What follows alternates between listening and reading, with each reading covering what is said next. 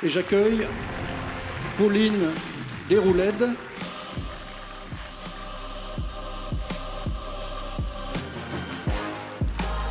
Bonjour, bonjour à tous. Merci. La vie donne les plus durs combats à ses plus solides soldats. C'est la phrase qui m'accompagne depuis 6 ans maintenant. Je vais tâcher de vous raconter mon histoire brièvement. J'étais il y a 6 ans une fille qui avait une vie ordinaire mais qui m'allait très bien. J'étais heureuse, j'étais épanouie, j'étais très sportive, heureuse d'être en vie. J'aimais la vie, j'aimais les autres et surtout j'ai toujours été privilégiée, à l'abri de maladies, d'accidents, de jambes cassées. Et finalement, ce monde-là, je savais qu'il existait, mais on ne le sait jamais vraiment tant qu'il ne nous touche pas dans notre chair. J'en avais peur. J'avais peur de l'hôpital, j'avais peur du sang, j'avais peur des médecins. C'est pas contre vous. Hein. Et le 27 octobre 2018, je me suis retrouvée au mauvais moment, au mauvais endroit, puisque j'ai été fauchée sur un trottoir parisien. Et dans cet accident, immédiatement, sur le choc, j'ai perdu ma jambe gauche. Pour ceux qui ne l'ont pas vu, je suis arrivée face à vous, là, debout, et fière de l'être.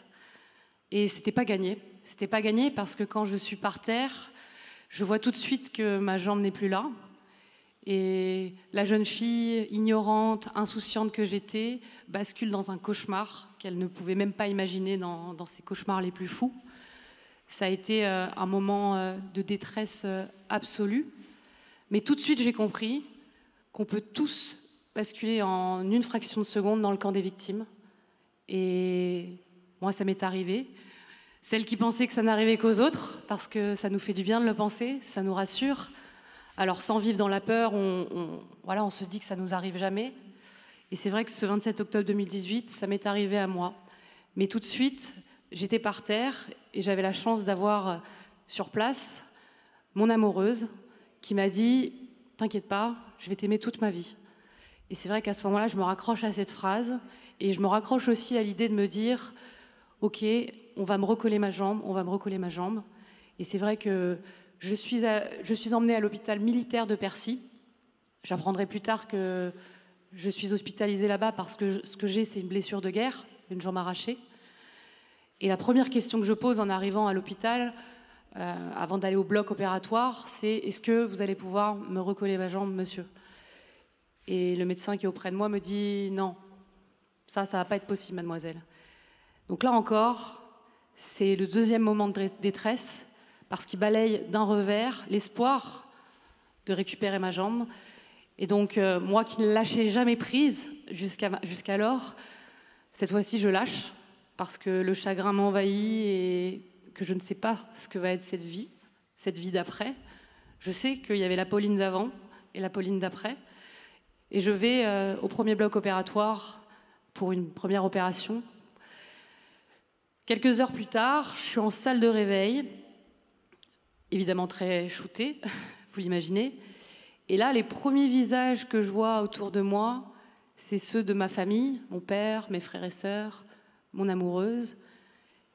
Et je suis vraiment contente de les voir. Et j'ai vraiment envie de leur dire, mais les gars, il ne fallait pas arrêter ce que vous étiez en train de faire pour venir me voir. Vous êtes là, c'est-à-dire que vous avez arrêté vos activités pour être à mon chevet, à mon réveil. Je trouve ça dingue, je suis heureuse de les voir. Je me rends compte que je respire encore, que je suis là, que j'ai ma tête. Et je les vois vraiment surtout très inquiets parce que forcément, eux, ils se demandent dans quel état je vais me réveiller. Certainement en colère, certainement effondrés de ce qui vient de se produire.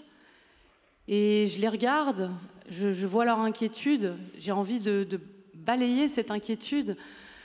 Donc je leur dis, vous inquiétez pas, je vais faire les Jeux paralympiques de Paris en 2024. Et là, c'est vrai que tout de suite, il y a un espèce de soulagement dans la pièce. C'est bon, c'est toujours la même Pauline, c'est bon, ça va le faire. Ce moment, il est particulier parce que je pense que si j'avais été seule dans cette chambre d'hôpital, je ne me serais pas dit je vais faire les Jeux paralympiques de Paris en 2024.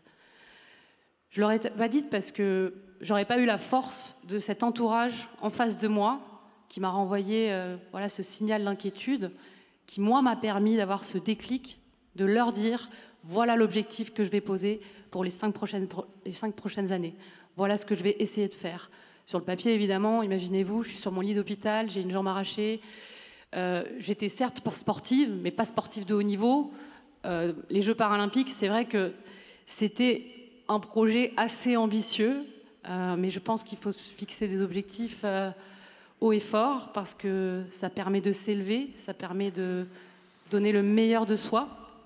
Évidemment, je n'ai pas tout de suite pu réaliser cette aventure, mais à partir de ce moment-là, ce déclic, j'ai eu qu'une idée en tête, c'est être à nouveau debout, reprendre possession de mon corps et profiter de la chance que j'avais d'être encore en vie, parce que pour moi, dorénavant, c'était un privilège. Je me souviens d'un soir d'une grande détresse, parce que dans la reconstruction, il y a beaucoup de hauts et de bas, comme vous pouvez l'imaginer.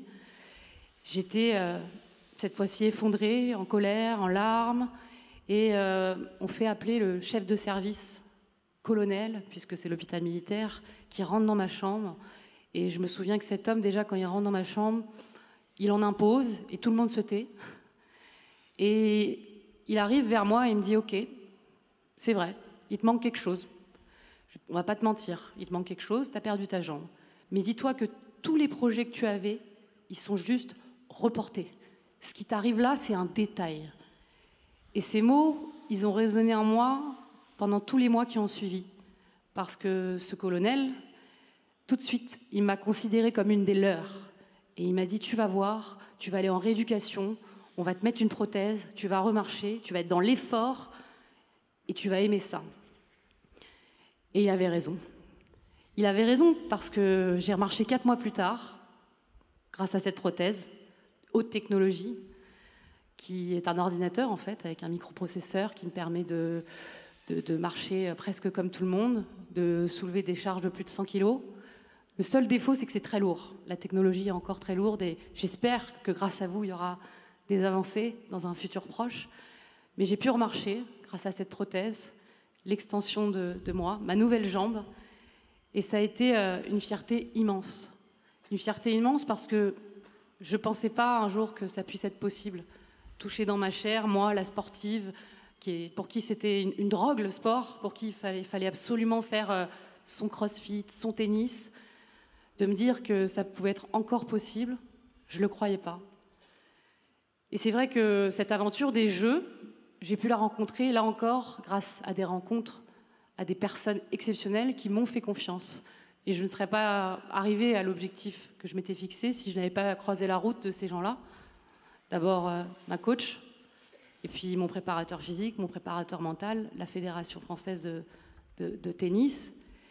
Et c'est vrai que quand j'ai commencé 1 an après l'accident que j'ai eu, cette nouvelle aventure de sportif de haut niveau, je me suis dit que je ne pouvais pas décevoir ceux qui étaient dans ma sphère familiale et plus lointaine, parce que c'était pour eux. C'était pour eux qu'il fallait vivre, d'abord survivre dans un premier temps, puis vivre. Parce que moi, la première chose que j'ai pensée quand j'ai eu cet accident, c'est à quoi bon, dans cet état, continuer? Et puis, auprès des militaires que j'ai rencontrés à l'hôpital, parce que ça fait toujours évidemment relativiser de voir des gens qui sont dans une situation pire que la nôtre, j'ai compris que je n'avais pas le droit de me plaindre. Je n'avais pas le droit de me plaindre parce que je pouvais être encore à nouveau debout, j'avais toute ma tête et surtout j'étais entourée d'amour. Et ça, c'est peut-être la chose la plus importante parce que grâce à l'amour que j'ai reçu autour de moi, l'entourage, une équipe de choc, j'ai pu continuer ma route et prendre le chemin que j'ai pris. Aujourd'hui, les Jeux sont passés et j'ai réalisé cet objectif puisque j'étais aux Jeux paralympiques l'été dernier.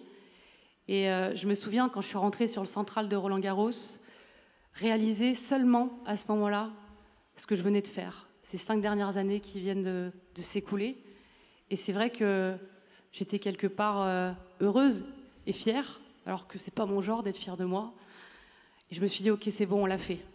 On l'a fait. Parce que oui, les réalisations qu'on fait dans la vie, je pense, même quand on fait un sport individuel comme le tennis, c'est un travail d'équipe. C'est un travail d'équipe. Et moi, sans mon équipe derrière, je ne serais clairement pas arrivée. Évidemment, j'aurais voulu faire mieux puisque je n'ai pas eu de médaille. J'aurais peut-être dû dire d'ailleurs en salle de réveil, je vais gagner une médaille aux Jeux paralympiques. La prochaine fois. Je n'ai pas gagné cette médaille, mais j'ai gagné beaucoup plus. J'ai gagné beaucoup plus parce que j'ai dû aller très vite. J'avais peu de temps pour être prête aux Jeux. Et surtout, j'ai rencontré des personnes exceptionnelles. Et j'ai envie de terminer.